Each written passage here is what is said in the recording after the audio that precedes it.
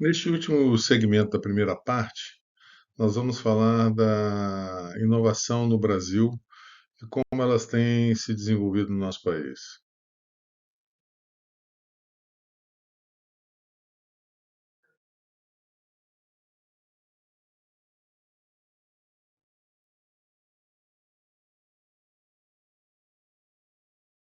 Para falar sobre inovação no Brasil, na verdade, a gente quer responder essa pergunta: o que fazer, né? Como conduzir o Brasil à sua devida posição no cenário mundial em se falando de inovação? É muito comum as pessoas atrelarem inovação a uma coisa positiva. E, por conta disso, por exemplo, colocam inovação no nome do negócio, né? Como a gente vê aqui em alguns exemplos tirados de situações reais. Inovação negócios imobiliários, Autoescola Inovação, Dom Rogério Inovação, restaurante, pizzaria Inovação, enfim. Será que se eu colocar o nome de inovação, atrelar o termo inovação para o meu negócio, o negócio vai ser mais bem sucedido, vai passar essa ideia para as pessoas? A gente sabe de antemão que não é bem assim, né? Por quê? Porque a gente pode dividir a inovação em duas partes, o que ela é e o que ela não é. Vamos começar pela coluna da direita, né, o dizendo o que que ela não é. Inovação não é uma revolução, né, fazer algo absolutamente de maneira do avesso do que se fazia antes. Não é uma alquimia para iniciados, não é um depósito de cultura criativa, basta eu colocar uma opção de puff na sala para o pessoal sentar e pensar em coisas novas, enfim, mesa de ping-pong, skate na parede, ou um excesso de high-tech. Nem sempre inovação ela ocorre em torno da tecnologia. Existe a chamada inovação tecnológica, que aliás dá o nome a esse curso, né, Gestão de Inovação Tecnológica, mas não se resume a isso. E também a gente vai ver que inovação não é quantidade, é mais um pouco de qualidade. E o que que ela é? E aí vem a, vamos dizer assim, a pegadinha, né? Inovação é uma coisa extremamente enquadrada, são processos muito bem definidos, exige muita disciplina de quem trabalha com inovação, da empresa que pretende, da organização que pretende inovar. Trata de medições, nós vamos falar isso em processo decisório, tem que se medir muito, porque a gente gerencia aquilo que conhece, aquilo que mede. Ela depende da criação e concessão de incentivos. Nós vimos lá na, nos aspectos essenciais que meritocracia é um ponto seríssimo, né? Somos humanos. E, por fim, ela tem que ser equilibrada, né? Se nós olharmos esse Innovation Index, nós estamos aqui com o mapa de 2020, mas ele muda muito pouco ao longo dos anos. E esse mapa, esse índice, ele é feito por três instituições: a Cornell University, nos Estados Unidos, o INSEAD, na Europa, e a WIPO, que é a Organização de Propriedade Intelectual Mundial, né? A Organização Mundial de Propriedade Intelectual, a WIPO.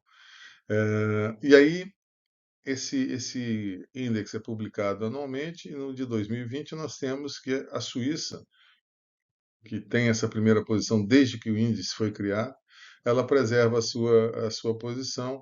E aí eu pintei de cinza alguns países que nos interessam conhecer em termos de inovação, porque são referência de alguma forma, seja na balança comercial, seja por influência cultural, para a gente. Então, os Estados Unidos em terceiro, o Chile, que são vizinhos não fronteiriços, né? Mas o Chile e a Argentina lá atrás em 54ª e 80ª posição. Lembrando, o todo não são os 200 países da ONU, são 131 países considerados para esse índice. E aí estão coloridos em vermelho os países membros dos BRICS, né? Brasil, Rússia, Índia, China e África do Sul, que é o South Africa, e eles estão colocados aí nas posições respectivas. E em laranja estão colocados esses países aí E eu coloquei eles por uma razão muito simples, né? Irlanda, Espanha, Portugal e Grécia, naquela crise de 2009, eles foram apelidados de pigs, né? A conotação é clara, mas pigs de Portugal, Irlanda, Grécia e S para Espanha, né? Ok? E, obviamente, eles tiveram uma crise pesadíssima, muito séria na Europa naquela época, e mesmo assim eles se recobraram e aí estão, em termos de inovação, em posições destacadas. Com a exceção da Argentina, que é a nossa vizinha aqui, muito próxima, todos os países estão à frente do Brasil no ranking de inovação. Mas tem uma situação mais, como é que é assim, mais taxativa nisso aí. Se nós observarmos, nós colocamos uma escala ordinal, né, colocando a Suíça em primeiro, a Argentina em 80º, o Brasil em 62º, em 2020, eu repito, ou seja, não bem no meio, né, no final da primeira metade dos 131 países. Mas para esses países serem classificados, eles recebem valores absolutos, né, que coloco eles nesse ranking. E a Suíça, de 0 a 100, ela alcança a marca de 66,06. Tá? E o Brasil, na sua posição 62, ele fica com menos da metade do que esse valor obtido pela Suíça. Ou seja, nós estamos no meio da tabela e efetivamente em valor absoluto nós estamos abaixo da metade do que seria aquele, se a gente normalizar para o total, né, colocando a Suíça como o topo, nós estamos abaixo da metade disso.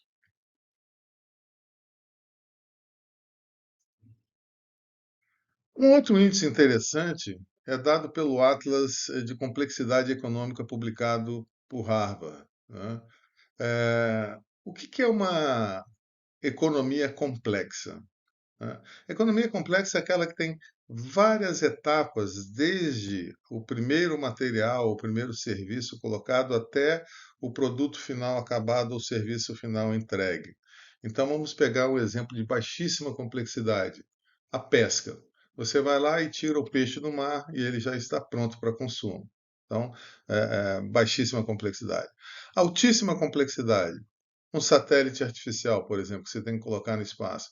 Vai desde a mineração, a formação de ligas com metais raros, com materiais exóticos, ao conhecimento de engenharia, de física, de propulsão, de vários sistemas que precisam ser integrados, resistir a condições extremamente difíceis, para se colocar aquilo no espaço na órbita necessária, na altura necessária e efetivamente prestar o serviço a que ele foi projetado. Então, nós navegamos de baixa complexidade até máxima complexidade, e isso é um sinal é, clássico do que é o grau de industrialização de uma nação. Então, vamos lá.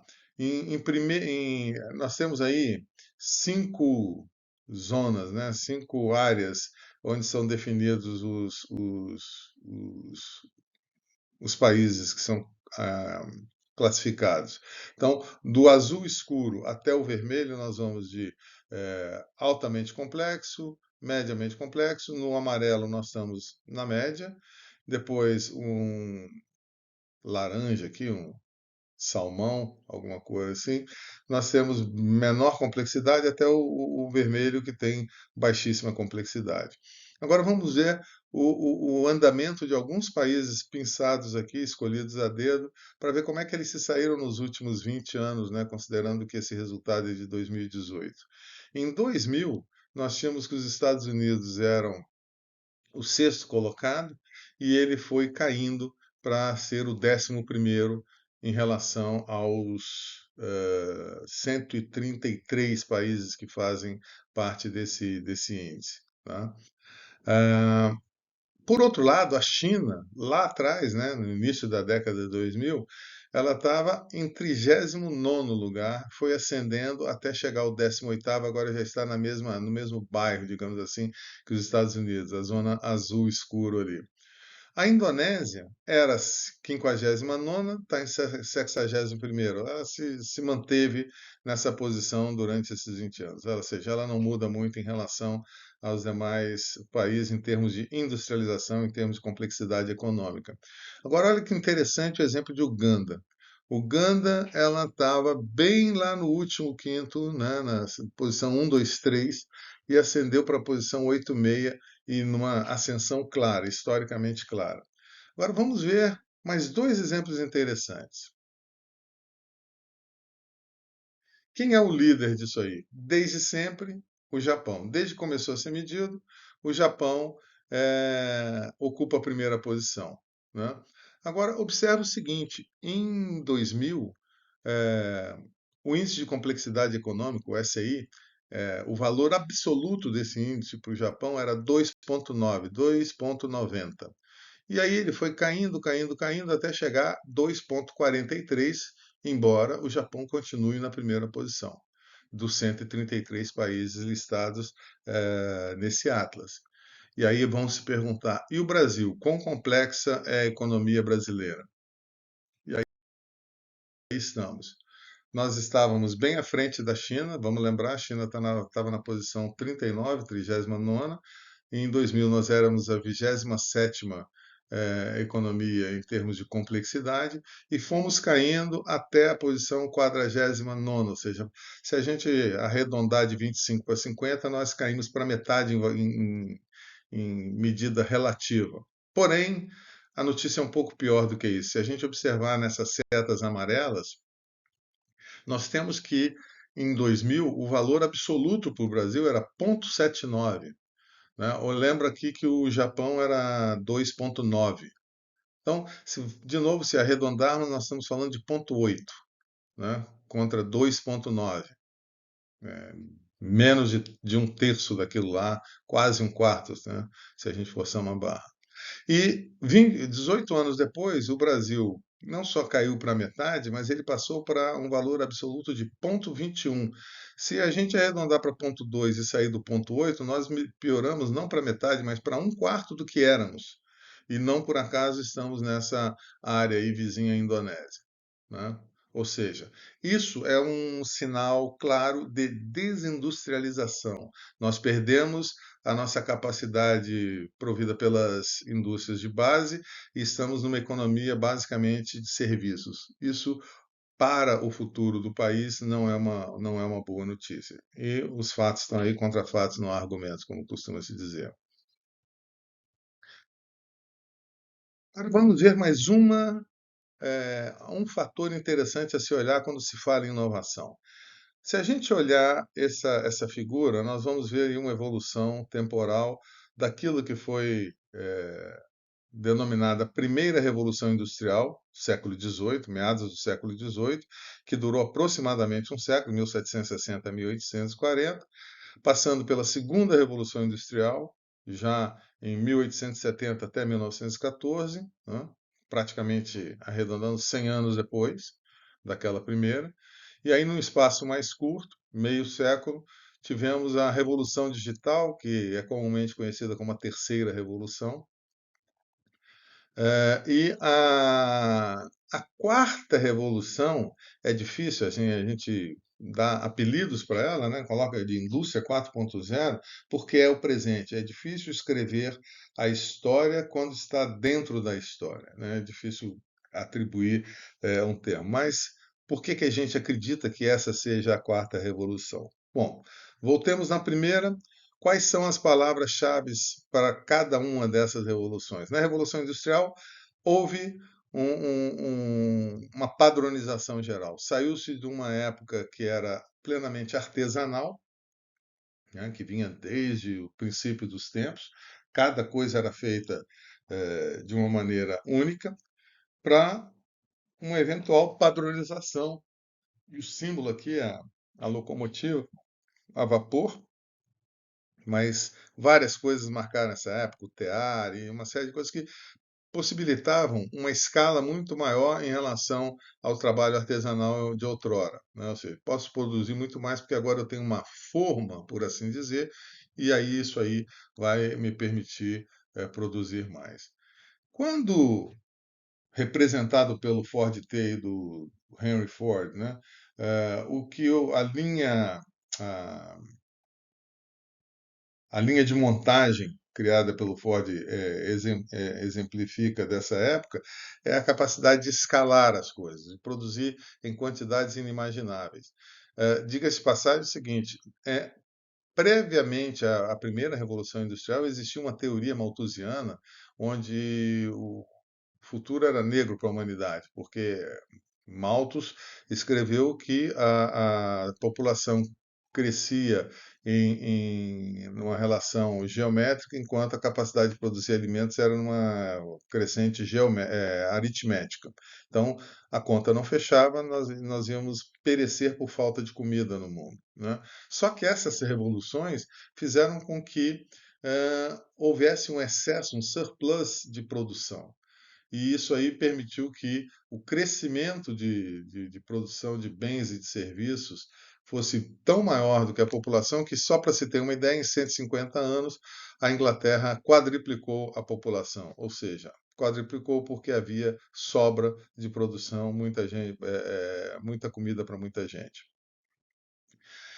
Bom, voltamos ao nosso gráfico aqui. A eficiência marcou a revolução digital, então a mistura de máquina e computação, né, liderada pelo método Toyota de fazer as coisas, mas não único. E por fim, nós estamos numa época de altíssima conectividade, ou seja, não só nós temos uma eficiência, mas temos eficiência em tempo real e no mundo inteiro ao mesmo tempo, né? A melhor representação disso é a internet. E tudo que ela coloca, a internet das coisas, e agora surgindo a inteligência artificial, uma série de coisas. Bom, se nós pegarmos esses quatro milestones, esses quatro marcos históricos, que estão representando as revoluções tecnológicas aí na nossa figura, nós temos um denominador comum. Que denominador comum é esse que está presente nessas quatro revoluções? A produtividade. Por que se chamou de revolução? Porque a produtividade humana, ela extrapolou em ordem de grandeza o que acontecia antes. Em todas elas houve um aumento muito grande na produtividade. E por que produtividade é importante? Por que ela é relevante para esse assunto, inovação e particularmente inovação no Brasil? Porque a produtividade, ela é uma combinação desse binômio aí, eficácia e eficiência. É muito comum a gente ouvir as pessoas falando dos dois como se fosse sinônimo e colocam no discurso. Nós temos que ter uma organização eficaz, eficiente e tal, com preguiça de definir o que é um e o que é outro. Não são a mesma coisa, mas precisam andar juntos para criar produtividade. Eficaz é aquela coisa que resolve o seu problema, né? E eficiência é aquela coisa que, resolvido o seu problema, ela vai fazer mais com menos. Então, nas palavras do Peter Drucker, eficaz é aquilo que faz a coisa certa. E eficiência é aquilo que faz certo as coisas, ou seja, doing things right and doing the right things. Doing the right things é eficácia e doing things right é eficiência, ok? Mas, de novo, por que isso é importante? Porque a produtividade ela é importante, mas ela não basta. Por que não basta? Porque ela é o primeiro degrau daquilo que a gente quer alcançar no final do dia, que é uma coisa chamada competitividade. Ou seja, para uma organização, para uma pessoa, para uma empresa, para uma instituição e, eventualmente, para um país ser considerado competitivo, porque um país é um apanhado de empresas que vai no balcão de negócios mundial, ele quer ser a escolha. E para ser a escolha, ele tem que ser competitivo. E ninguém vai ser competitivo se não for produtivo, né? E existe uma série de degraus nessa escada virtual colocada aí pela seta azul, e eu só vou colocar um dos degraus intermediários. Para que aquela coisa chegue lá, é necessário inovar. E a gente vai voltar no tema inovação mais em frente, mas nós estamos falando de Brasil. Tudo isso para dizer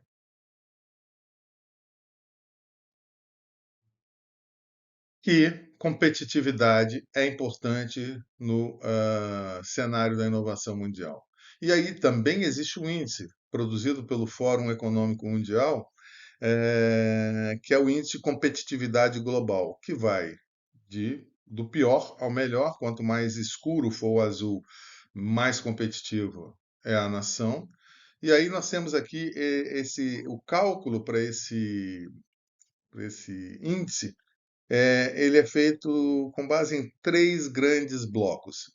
E aí, se nós observarmos aqui nesse índice, aqui nessa legenda, o geral é feito desses três requisitos aqui: os requisitos básicos, os provedores de eficiência e os fatores de sofisticação e inovação, né? Para ser competitivo. Observe que inovação está aqui. Quando se clica nesse sinal positivo, os requisitos básicos vão se desdobrar em quais são esses requisitos e qual é o gabarito, digamos assim, para um país ser considerado é, nota alta em requisitos básicos e assim subsequentemente nos outros blocos aqui, tá certo? É mais ou menos como como é que é o índice de qualidade, tem um índice de qualidade de vida aí, enfim, me falta a palavra agora. Mas é composto de vários fatores para se tornar, para compor o índice geral. E a gente observa que, no geral, de um total de. Quantos países são? 137 países, está aqui, ó, a posição do Brasil é, 80ª geral, de um total de 137 países listados nesse índice do Fórum Econômico Mundial, com o score absoluto de 4,14. E esse score é produzido com esses scores parciais aqui de requisitos básicos, onde ele tem uma posição muito ruim, uma posição intermediária em eficiência e uma posição intermediária em inovação, com esses valores absolutos aqui do lado, né?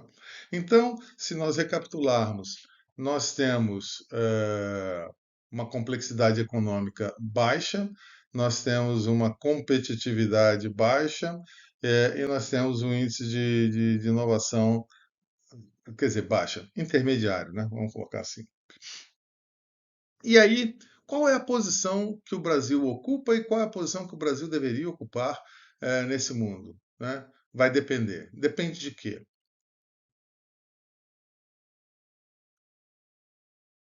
Todo mundo já ouviu falar do G7, do G8 e do G20, né?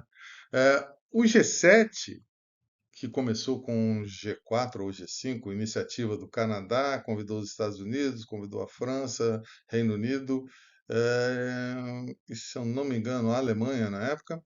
E aí eles começaram um clubinho dos grandes que eles queriam discutir coisas que interessavam esse país. Então era uma coisa assim absolutamente arbitrária, não tinha nenhum, não é uma coisa das Nações Unidas, não é uma, quer dizer, se tornou formal, mas ele não é uma formalização, não tem poder sobre os outros países. É um clube, é uma negociação que as pessoas vão lá ouvir porque isso interessa a quem tem poder de barganha, digamos assim, no Concerto Geral das Nações. Então, depois disso evoluiu, aumentaram mais uns convidados e se tornou o G7. Então, aqui, os países que fazem parte desse G7. Mais para frente, convidaram a Rússia e o G7 se tornou o G8, né? Entretanto, em 2014, depois da invasão da Crimeia, foi o pretexto que o G7 original tinha para desconvidar a Rússia e ela foi convidada a sair. Bom, os países que não fazem parte desse grupo de elite eh, escolheram fazer algo parecido e criaram o G20, do qual o Brasil faz parte, e outros membros do BRICS também, como a China, a Índia, a África do Sul, que está aqui. Mas observa que o G20 não é bem um G20, é um G40 e something. Por quê? Porque um dos Gs aqui é a União Europeia. A União Europeia tem um número considerável de países, que eu não vou dizer, porque a gente vai chegar num exercício ali na frente e a gente vai lembrar desse logo aí. Mas então, nós estamos num grupo de 20 países, que são 40, olhando de fora da janela lá dentro para um grupo que realmente dita mais ou menos as regras como as coisas vão funcionar no mundo industrializado. E aí vamos nos perguntar, o Brasil teria razões de querer participar de um 17? Porque vai ser convidado se fizer algum peso na balança, né? Não vai ser convidado, não é porque está no hemisfério sul, enfim, por qualquer outro motivo. Então, vamos fazer uma abordagem aqui diferente de onde o Brasil poderia estar ou deveria estar. Quando a gente considera países chamados de ricos porque têm um produto interno bruto de respeito, e aí vamos ficar numa marca aqui superior a 2 trilhões de dólares, o Brasil, nessa medida, dessa época da produção desse slide, era a oitava economia do mundo, atrás dos Estados Unidos, China, Japão, Alemanha, Reino Unido, França e Índia, né? Esse ranking varia um pouco dependendo de alguma crise existente, do valor do dólar e tal, mas vamos colocar aí que o Brasil está entre esses top 8, top 10, já foi top 6, enfim. Outra coisa, se nós considerarmos os países grandes em termos de tamanho, de área, porque também não adianta você ter uma produção muito grande e não ter para onde crescer, não tem onde plantar, onde explorar. Então, nós temos alguns países que têm muita área, com muitos recursos para explorar, recursos de toda a ordem. E aí, o Brasil fica em quinto lugar, atrás da Rússia, que é praticamente o dobro do Canadá, que é muito maior do que o dos Estados Unidos, e aqui nós estamos falando dos Estados Unidos continental e o resto. Depois a China, Brasil, Austrália e Egito. Então, o Brasil é rico, e quando eu digo rico, não quer dizer que ele faça uma boa distribuição de renda, mas ele tem dinheiro com aqueles que foram apresentados lá. Se ele é o rico com poucas posses, é outra história. Ele é grande. Por fim, quando pegamos os países com grandes populações, superiores a 150 milhões de habitantes, nós vamos ter que o Brasil normalmente ocupa a quinta posição, atrás da China e da Índia, que aparentemente já trocaram posição, Estados Unidos, Indonésia, Paquistão, Nigéria e Bangladesh, né? E daí? E daí que quando a gente junta esses três fatores, ou seja, países que têm dinheiro, que têm área a explorar ou a ocupar e população para fazer uso desses recursos e utilizar essas áreas, nós vamos chegar a um G4, de onde participam China, Estados Unidos, Brasil e Índia, né? E de acordo com a FMI, a ONU e a consultoria PricewaterhouseCoopers, eh, em 2050, as principais 5 economias do mundo serão esses quatro, mais a Indonésia, né? E alguém vai dizer: ah, então relaxa, espera 2050 que o Brasil vai ficar bem. Não, isso aí caso o Brasil faça o dever de casa. Só estão dizendo aqui esses três órgãos de credibilidade respeitável, é que o Brasil tem as condições necessárias e suficientes para chegar lá, mas ele precisa fazer o dever de casa. E aí, vamos olhar algumas características que envolvem o Brasil, né? Nós temos alguns fatores extremamente negativos no nosso país. Primeiro, a qualidade da nossa educação, ela não só de baixa qualidade, como tende a piorar por razões que não vale aqui entrar, né? O Brasil tem baixíssima produtividade, por causa principalmente de um fator chamado custo Brasil. O Brasil custa caro para produzir.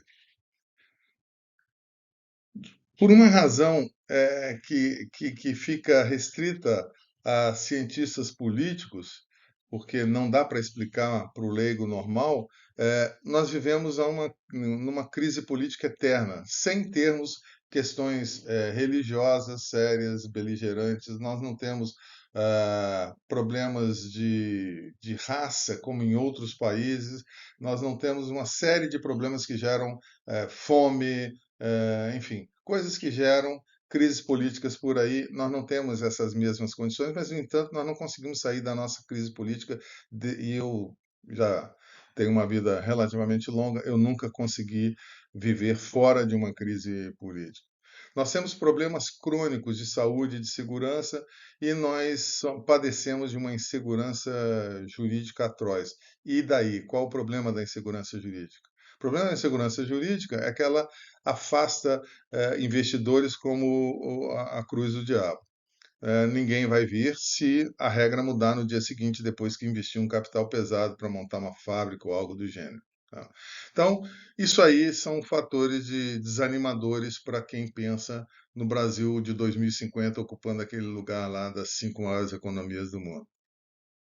Por outro lado, o Brasil é abençoado com um clima que, tirando algumas enchentes e algumas coisas assim, fora de época, vamos dizer assim, ele não tem grandes problemas de excesso de frio, excesso de calor, ou excesso de seca, enfim, nós temos um clima bom. Eh, Terras cultiváveis e com uso cada vez mais eficiente no país inteiro. Nós temos um mercado interno enorme, não só pelo nosso tamanho, mas pela nossa população. Uma matriz energética limpa, o que conta muito nessas épocas agora, onde a limpeza da matriz energética tem peso no cenário mundial. Nós exercemos uma liderança regional incontestável e sem o uso da força. Isso é muito interessante. O Brasil é considerado um líder natural na América do Sul, sem que isso seja imposto aos vizinhos. Os vizinhos simplesmente reconhecem isso. E nós estamos muito isolados do resto do mundo, o que torna essa liderança mais consolidada do que nunca. E, por fim, não menos importante, mas ainda temos uma pirâmide demográfica favorável. O Brasil ainda é relativamente jovem. O problema é que nós já estamos passando nessa janela e o Brasil corre o risco de ficar velho, né, populacionalmente falando, demograficamente falando, antes de ficar rico. Isso vai ser um problema, porque se nós ficarmos velhos antes de ficarmos ricos, significa que os poucos jovens vão ter que bancar a vida dos muito velhos. Ainda não temos essa situação, mas precisamos correr para enriquecer como nação antes de que fiquemos velhos. E isso aí basicamente responde aquela pergunta original. Receita do bolo é conhecida, né? Como se melhora a posição de um país, o que é necessário para ser competitivo, para ser complexo, para ser inovador. E o Brasil sabe a receita, o problema é aplicá-la. E com isso, nós encerramos a primeira parte do nosso programa. Nós falamos lá na primeira parte as competências críticas à inovação, falamos depois na segunda parte sobre os modelos e estratégias e, por fim, a inovação no Brasil. E a partir de agora, vamos envelopar isso aqui e passar para a próxima parte, segunda parte, quando vamos tratar de processo decisório.